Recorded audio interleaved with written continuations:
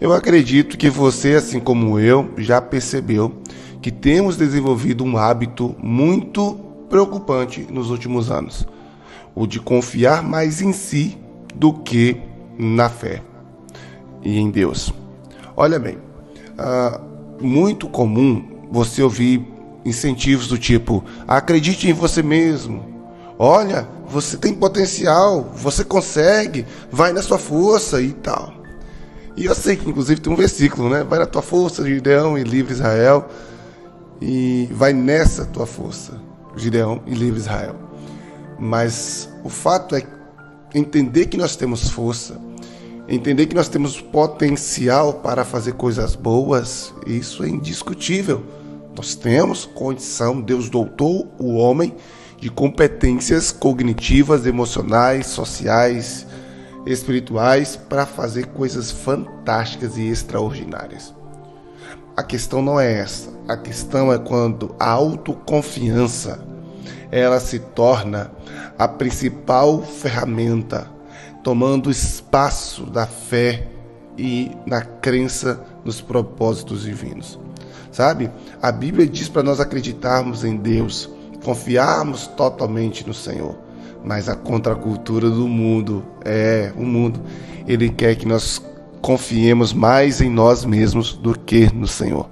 1 João capítulo 5, verso 4, o texto é bem claro e fala que devemos crer no Filho de Deus, porque essa é a nossa verdadeira vitória. O próprio profeta Jeremias disse que maldito é um homem que confia no próprio homem, confia na sua própria força. Então, amados, nós precisamos entender que a nossa confiança precisa estar em Deus. Sabe por quê? Porque os desafios cada vez mais vão ser maiores. E, como já dizia Skinner, né, o nosso comportamento humano ele é moldado a partir de recompensas imediatas, né? Ele chamava de comportamento operante. Então, aquela questão que a gente faz o que dá prazer e evitamos o que nos causa sofrimento e nos causa dor. E a partir dessa premissa da busca pelo prazer e do evitar a dor e o sofrimento, é que nós estamos sendo moldados para fazer aquilo que outras pessoas que muitas vezes nós nem conhecemos querem que façamos. Por exemplo, a curtida no Facebook, no Instagram, o seguir, a fama, o reconhecimento, o prazer instantâneo, que eu já falei aqui em alguns outros momentos. Tudo isso está nos condicionando a buscar o que é visível, a buscar o que é rápido, sabe? Mas a fé verdadeira é o oposto disso. Ela crê no invisível, ela espera o que ainda não se vê. Está lá em Hebreus capítulo 11, verso 1, dá uma lida lá.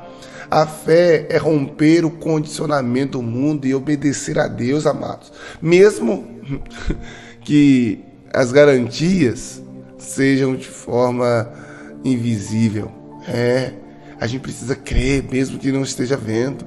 Hoje a cultura secularista, ela prega que o sucesso precisa ser alcançado a qualquer custo e a qualquer preço. Sabe? Nós vivemos a demanda dos resultados. Nós valemos o que produzimos. Só que se você tem sucesso, é admirado, se fracassar, você se torna uma pessoa esquecida, cancelada. Mas a fé cristã nos ensina que Deus se revela mais nas derrotas aparentes do que nas vitórias. Vamos observar a vida de derrota de José. Porque José, ele, por mais que era queridinho de Jacó, se você olhar para o roteiro da vida de José, era louco. Perseguido pelos irmãos, foi jogado no buraco, foi vendido, foi parar na casa de Potifar quando as coisas estavam começando a dar certo. Ele foi acusado falsamente. Me fala aí. Me fala se José não tivesse perseverado.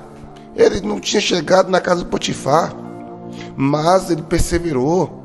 E a perseverança de José em meio a circunstâncias que parece que cada dia ficava pior, levou ele ao trono, ao ser vice-governador do Egito. Nós estamos vivendo um tempo de pessoas que não estão tendo resiliência em fé. Ah, pastor, mas está difícil cada vez mais. Continua confiando, meu irmão. Não é o final da sua história. Sua história ainda está sendo escrita. José, segundo alguns historiadores, ele foi vendido adolescente pelos seus irmãos. E depois de quase 20 anos, é que ele vai de fato ter o resultado da sua história ali, a vitória. A Bíblia vai dizer que Isaac orou 20 anos para sua esposa ter filhos. Abraão orou a mesma coisa, 20 a 25 anos, para poder Isaac nascer. Nós somos uma geração do imediatismo. A gente não quer esperar. A gente quer para ontem. E calma, irmão. Deus não faz no seu tempo. Jesus passou 3 anos no seu ministério terreno, sendo perseguido, apedrejado. Queria apedrejá-lo, né? Melhor dizendo, lá em Betânia. E queria matá-lo. E de fato, até chegar o momento que ele foi morto, assassinado. Ele se entregou para isso. E ele passou a via cruzes. Ele sofreu. Literalmente sofreu. Mas a vitória veio ao 3º dia da ressurreição. Irmãos, irmã, eu não sei o nível da sua dor, e eu entendo que se você está chateado, triste por causa que ela está sendo muito forte para você, eu acredito que sim. Eu acredito que muitas vezes existem situações desesperadoras e que de fato parece que a gente não vai suportar. Mas a fé é que nos dá força para continuar. Amém? No livro de 1 João 5,4 é isso que está escrito. Esta é a vitória que vence o mundo, a nossa fé. Eu oro para que Deus te dê fé hoje, sabe? Eu oro. Irmãos, hoje os ídolos não estão mais em estátuas. Tem estátuas aí, mas até mesmo quem as fazem fala que não é adoração, é veneração, não, os ídolos hoje não são estátuas apenas, né? São telas. Elas não estão exigindo de você sacrifício de animal. Elas exigem sacrifício do seu tempo, da sua alma. A fé contracultural, ela diz não ao sistema que tenta moldar a nossa mente através do medo, do prazer, da busca por aprovação, da busca por aceitação, e a gente acaba se conformando com o mundo.